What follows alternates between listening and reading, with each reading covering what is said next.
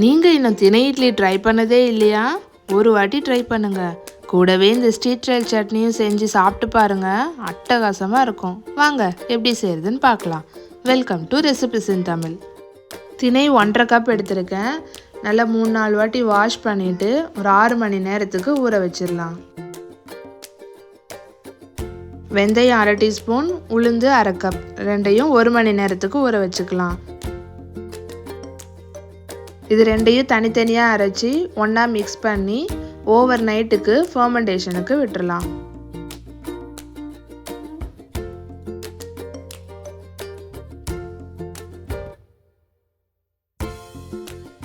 இப்போ காலையில் நல்லா ஃபர்மெண்டேஷன் ஆகிருக்கு. இப்போ இது கூடவே 1 டீஸ்பூன் உப்பு சேர்த்து ஜென்டலாக மிக்ஸ் பண்ணிக்கலாம். அப்போ தான் இட்லி நல்லா ஃப்ளஃபியாக வரும்.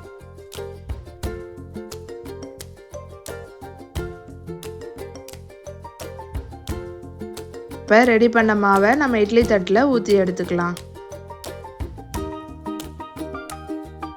இட்லி பாத்திரம் நல்லா சூடாயிருச்சு. இப்போ இதை வச்சு நம்ம 10 நிமிஷத்துக்கு வேக வைக்கிறதுக்கு விட்டுடலாம். இப்போ இது வேக வைக்கிற நேரத்தில் நம்ம சட்னி ரெடி பண்ணிடலாம்.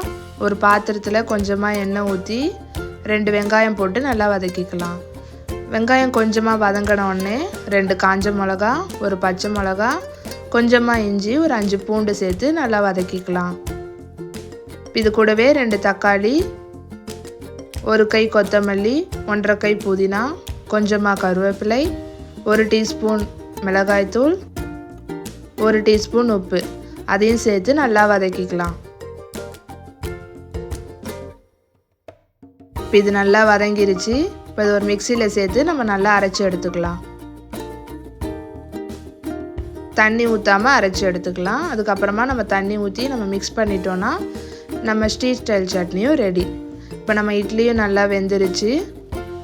இந்த இட்லி கூட இந்த சட்னி வச்சு சாப்பிட்றதுக்கு செம காம்பினேஷனாக இருக்கும். டயபெட்டிஸ் பேஷண்ட் இல்லை வெயிட் லாஸ் பண்ணணும்னு நினைக்கிறவங்க கண்டிப்பாக இந்த ரெசிபியை ட்ரை பண்ணுங்கள். ட்ரை பண்ணிவிட்டு எப்படி வந்துச்சுன்னு மறக்காமல் கமெண்ட் பண்ணுங்கள். இந்த வீடியோ உங்களுக்கு பிடிச்சிருந்தா லைக் பண்ணுங்கள், உங்கள் ஃப்ரெண்ட்ஸ் அண்ட் ஃபேமிலிக்கு ஷேர் பண்ணுங்கள். இந்த டின்னர் சீரீஸை கண்டினியூஸாக பார்க்க மறக்காமல் எங்கள் சேனலை சப்ஸ்கிரைப் பண்ணிக்கோங்க. ஹோம்மேடாக ஹெல்த்தி ப்ராடக்ட்ஸ் பண்ணிகிட்ருக்கோம். குழந்தைங்கலேருந்து பெரியவங்க வரைக்கும் பிடிச்ச மாதிரி மில்லட் பிஸ்கெட், ஜாம் பிஸ்கெட்னு 10 டைப்ஸில் பிஸ்கெட் பண்ணிகிட்ருக்கோம். இது 100 கிராம்லேருந்தே அவைலபிளாக இருக்குது. அது மட்டும் இல்லாமல் மில்லட் லட்டு 9 டைப்ஸில் பண்ணிகிட்ருக்கோம். இதுவும் எங்ககிட்ட 1/4 கிலோலேருந்தே அவைலபிளாக இருக்குது. மில்லட் ப்ரௌனிஸே எங்ககிட்ட 1/4 கிலோலேருந்தே அவைலபிளாக இருக்குது. Assorted brownies, double chocolate, triple chocolate ப்ரௌனிஸ்லாம் அவைலபிளாக இருக்குது. இப்போ ட்ரெண்டிங்கில் இருக்க rose milk tea cake, mini choco chip cookies, mini cookie டீன்லாம் கூட அவைலபிளாக இருக்குது. உங்களுக்கும் வேணும்னு நினச்சிங்கன்னா ஸ்க்ரீனில் தெரிகிற நம்பருக்கு கால் ஆர் வாட்ஸ்அப் பண்ணுங்கள்.